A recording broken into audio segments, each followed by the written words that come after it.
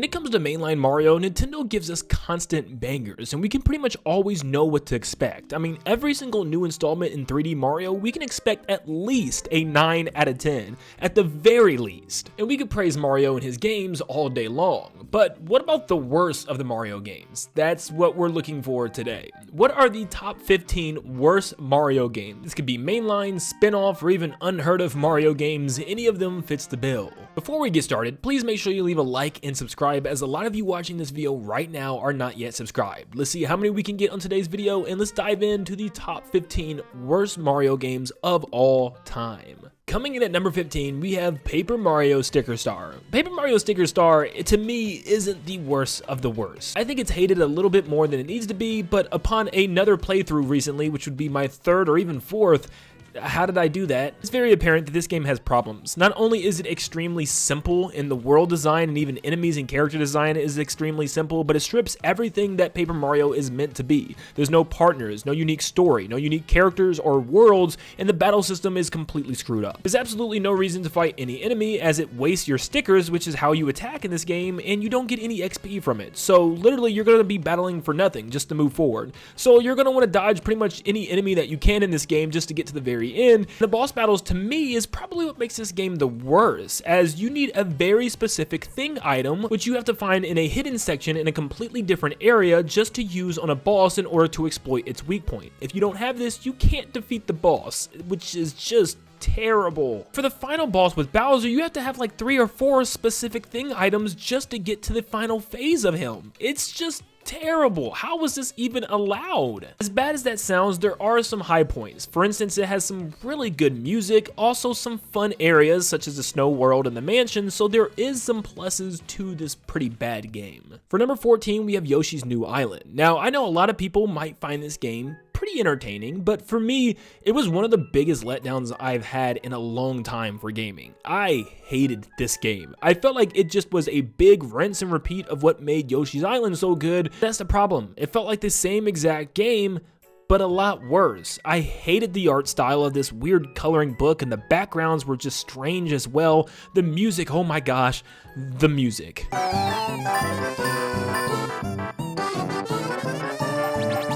No, like seriously, it's some of the worst music I've ever heard in a video game. It sounds like just kids slamming things against a wall in a daycare. Like, why in the world is every single soundtrack just a kazoo? And 90% of the soundtrack is just the same song redone in a different tone of a kazoo. It's just like, what were they thinking? Now, the game isn't an extreme walk in the park. To 100%, it actually is a lot of work, and there are some difficult levels in this game, but the main mechanic of a giant metal egg and just the boss battle difficulty being literally a walk in the park, it really just didn't leave long-lasting impressions on me, and I have really no reason to ever go back and play this game. I just don't like it. At number 13, we have Mario Pinball Land. Now, this is my childhood. I actually grew up playing this game on the Game Boy Advance and had a blast playing it, but it definitely is not a perfect game. For a pinball game that features Mario, of course, it's kind of still an adventure. It's not just a pinball game. Your job is to open up doors that corresponds to how many stars you found in order to open up even more doors. But the problem is, once you open up a door, you then have to fling yourself through that open gateway again, which is frustrating because it's so hard to control a pinball the way the game wants it to be controlled. The game requires extreme precision, having you go through the same area like 2 to 3 times just to progress to the next screen, and that's where the game starts to feel tedious, is you make your way several screens up just to find out, oh, you lost your ball, it slipped between the paddles, and you have to go back another room or 2. And it's just like, it's so frustrating to keep Mario in the room that you want him to be in and fling him in the direction that you need him to go. Now, I think Mario Pinball Land is actually a good idea on paper, but it's hard to execute an adventure game with pinball, a game that's a lot of randomness where the ball flings itself. So it's kind of hard to complete levels and fling Mario in the exact direction the game wants him to go. Number 12, we have Mario Strikers Battle League. Now, I know this might cause a little bit divide because I'm sure there's a lot of fans of Mario Strikers Battle League out there. Me personally, it's another one of the biggest letdowns I've had in modern Nintendo history.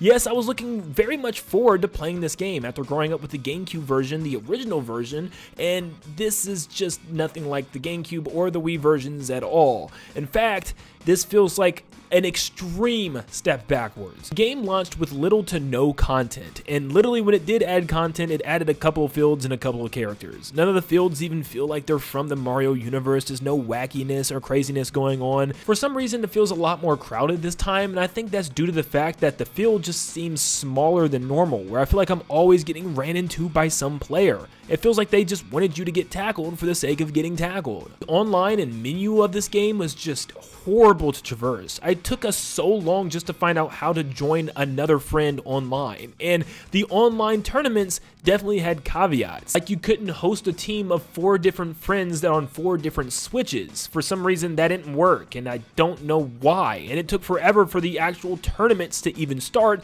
once the game came out. It was like 2 weeks later, which was just strange. And unlike the other 2 sports games on the Switch, there was no campaign, no side mini games or anything like that. It was just kind of playing against computers for very minimal change to buy gear, which, like, I'm telling you, if you want to get all the gear in this game, you're gonna have to play weeks and weeks and weeks non-stop of computer tournaments, and it's just not fun and it's not worth it. Coming in at number 11, we have Mario Party 10.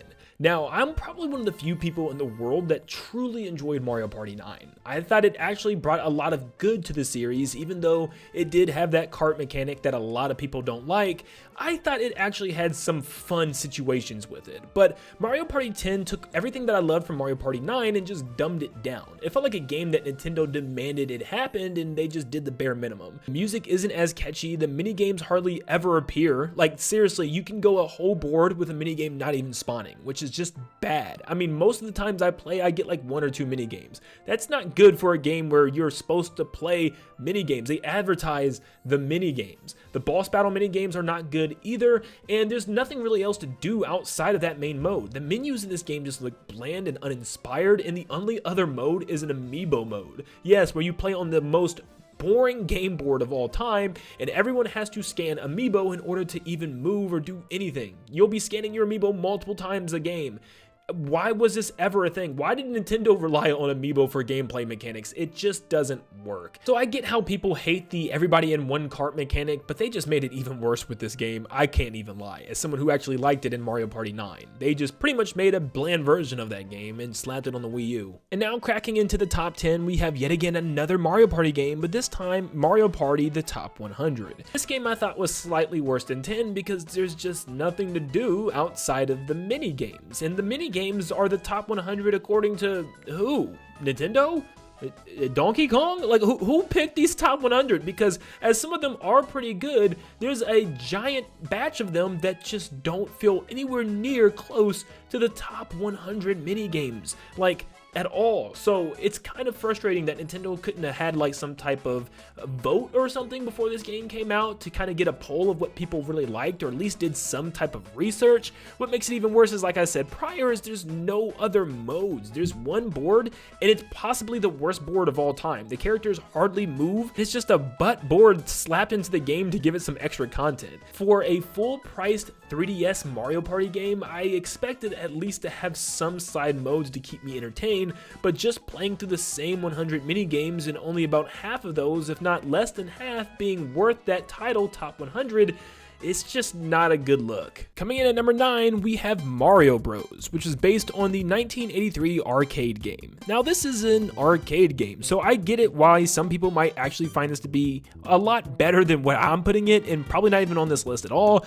but personally, I just never have any reason to go back and play this game. It's fun for about a solid minute or two, and then once you start repeating the same rooms and the same enemy placements, it starts to get pretty repetitive and just flat out pretty boring. It doesn't even play like a traditional Mario game. You're hitting the platform underneath all the enemies to flip them over, and then you have to run into them in order to kick them off the screen, and it actually is pretty satisfying to do so, but it's just boring seeing the same layouts with the same looking rooms every single stage. It gets tedious. Once again, I understand that it's a classic arcade game from the 80s, but still, it's one of those arcade games that if I go into an arcade and see, I'm more likely to play anything else but Mario Brothers. It's not necessarily a bad game, just very simple and basic. Coming in at number 8, we have Mario Tennis Ultra Smash.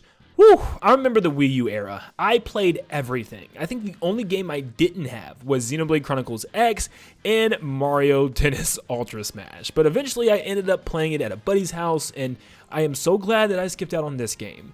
Yeah, it's the most bland Mario Sports game probably out there, and it makes Mario Strikers Battle League look like a legendary Mario Sports game. There's just nothing to this game. It has a very simple character roster, absolutely no themed courts, and no side modes. This is literally just tennis with Mario characters slapped on it. Literally, it's just tennis. There's no special abilities. The closest you get is to having gigantic characters with the Giga Mushroom. Yeah, that's the mechanic. Big characters. This quickly becomes a problem because if you're playing doubles and your partner gets giant, it's hard to dodge them. Like, you're going to hit the ball in the back of their heads all the time, or they're just simply going to clog up the screen and you can't see what's going on. It's just a dumb, boring mechanic. And I take it back. There's one side mode, but it's literally just hitting big ball.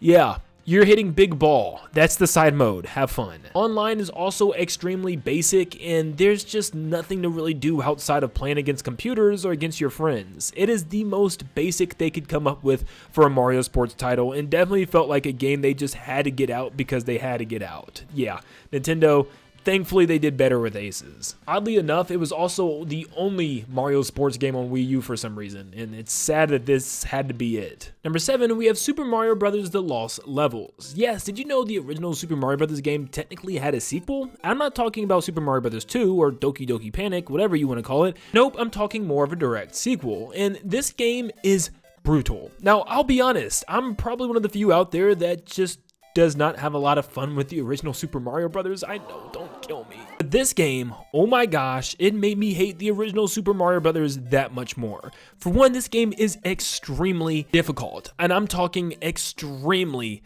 difficult. The level design here is so bad. It's just hard for the sake of being hard. 90% of the levels are just huge gaps that you have to run and jump over to clear. Also, there's Kaizo blocks. Why? Why are there invisible blocks? Is this a Mario Maker 2 fan level? And that's what I think every single level I play in the Lost Levels. They all feel like terrible, terrible Mario Maker 2 levels. Don't even get me started on the levels that have extreme wind. Like, seriously, don't. And if you want to play as Luigi, you can do so, but the problem with Luigi is he has some terrible physics. It turns an incredibly difficult game into a dang near impossible game to finish because he for some reason has like ice physics. He slips and slides around. Why would anybody in their right mind want that? For those of you Super Mario Bros. 2 haters out there, I bet you'll think again if you just give this game a try, because that game, oh, I'll go back to it any day. Number 6, we have Mario's Game Gallery, which was developed for Windows PC. Yeah, very strange for a Mario game, but this was a collection of tabletop games and card games,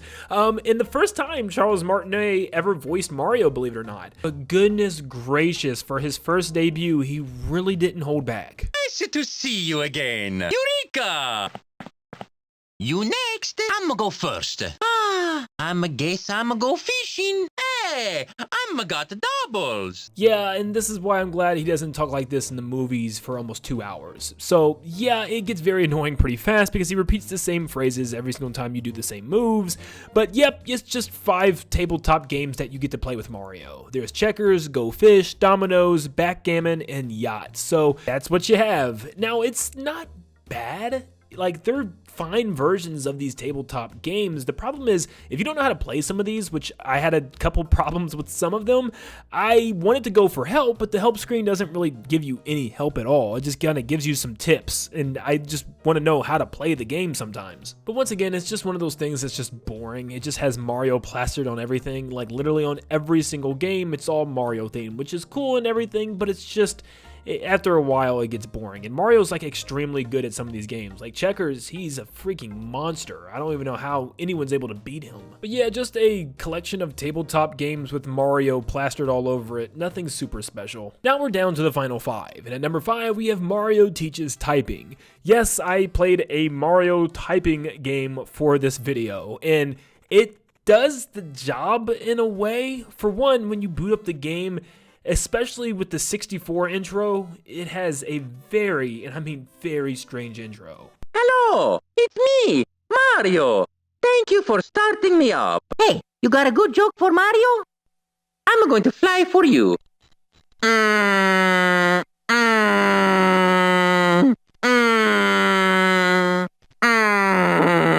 Seriously, you thought I was joking. And why is everybody running away from Mario on the computer? What is he looking at? And why the heck does Toad look like that? But while playing this game, I realized very quickly that it's exactly as advertised. It's a typing game with Mario. And you can choose Peach, Mario, Luigi.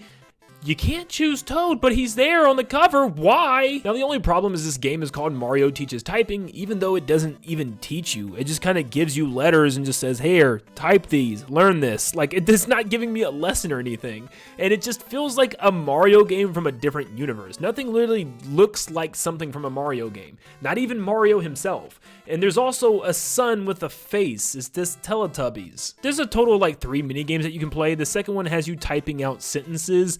And shows Mario swimming away from creatures in the ocean. This is some new type of cheap apparently. What in God's name is that? So yeah, I guess it's what it's supposed to be, a typing game featuring Mario. So it does what it's supposed to do. It's pretty bad, let's be honest. Coming in at number 4, we have Hotel Mario. Hotel Mario is definitely a game I'm sure everyone's heard of. Interesting fact though, did you know the art director of this game, Jeff Zoern, actually worked on Luigi's Mansion 3?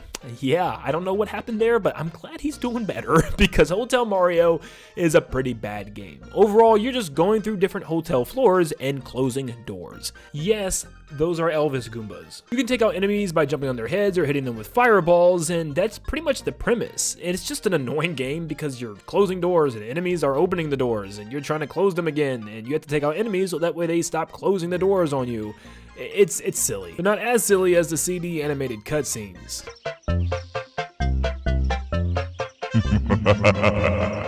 Looks kinda peaceful. Looks are deceiving when Koopas are involved. You know what they say? All toasters toast toast. Yeah, you can definitely tell they were going for that old Mario Brothers cartoon style, but overall, the game is just basic. And there are bosses that are the Koopalings, but it's just like fighting an oversized enemy. You can't kill them, but jumping on their head does make them temporarily weak, allowing you to close more doors. So yeah, it's very basic. Why would anybody make a game of Mario closing hotel doors? But it's the timeline we live in. And yes, this is a world in the game. Now, what could the top 3 worst Mario games of all time be? Well, number 3, I don't even know if this necessarily counts, but I had to include it this low because it's just so silly. There were a couple of educational Mario games for like preschoolers called Mario's Early Years. There was Mario's Early Years, Fun with Numbers, Fun with Letters, and Preschool Fun. And they're all just silly. I mean, seriously, they're just like mind-numbingly drooling on a keyboard point-and-click games for little kids. And of course, okay, it is for little kids. I need to remember that. But still, it's silly and it's pretty bad. It's literally just click on things that are opposite of hot. Click on the right color object. Click on the right shape. There's nothing else going on here. There's literally no game. It's point-and-click with Mario characters. And that's fine for little kids. I get it. But are there really little kids that small working computers in the first place or even playing on a computer? When I was a little kid, I was watching educational videos. I wasn't playing point and click games on the PC. So it's strange. I can't believe this ever even happened. It's strange. How did this happen? This kind of looks like those free Apple Play Store Mario games that you can get on your phone back then. They're just like fan-made rip-offs of Mario that just feature weird sprites of the characters. It just doesn't even look like it's made by Nintendo. And you cannot convince me that Peach wants to be here. But now we're down to the final 2 games. And if you know a lot about your Mario history, you could probably guess what these 2 games are going to be. But at number 2, we have Mario is Missing. This is technically the first game where Luigi's the main character. Move over, Luigi's Mansion. We have a better game. Mario is Missing. So that's pretty much the premise. Mario goes missing and you're playing as Luigi. You're going around these realistic towns, like literally real towns in the world. You have to jump on Koopa Troopas in order to get stolen items. items. When you jump on the correct ones that actually are holding an item, they actually die in just horrific ways. Like some turn into ash and some just blow up. Like what? But yep, you follow your little world map, find turtles, destroy them, pick up their things that they stole, and take them to information desk where you talk to wannabe Princess Peach. But for some reason, you can't give her the stolen items until you prove that you're not a fake and that you know the information about the town that you're in. So you have to talk to nearby people and residents in order to find out information about the town. So that way you can answer the questions correctly, or you'll have to spam through text until the woman lets you talk to her again. It's just stupid and silly. What happened to Finding Mario? So yeah, just think of this as a boring historical learning Mario game. What's even funnier is that the history information isn't even accurate. Yeah, a lot of it is just made up, which is stupid about a history game. Like, at this point, what are we learning? But before we get to the #1 worst Mario game, here's a couple of honorable mentions that didn't quite make the list for the top 15 worst. The first one, Mario Party Advance. I loved this game growing up as well as a kid, but unfortunately I see where its flaws are, because it is just a boring single-player adventure where you're going from NPC to NPC, delivering goods to one another and playing a random minigame by yourself.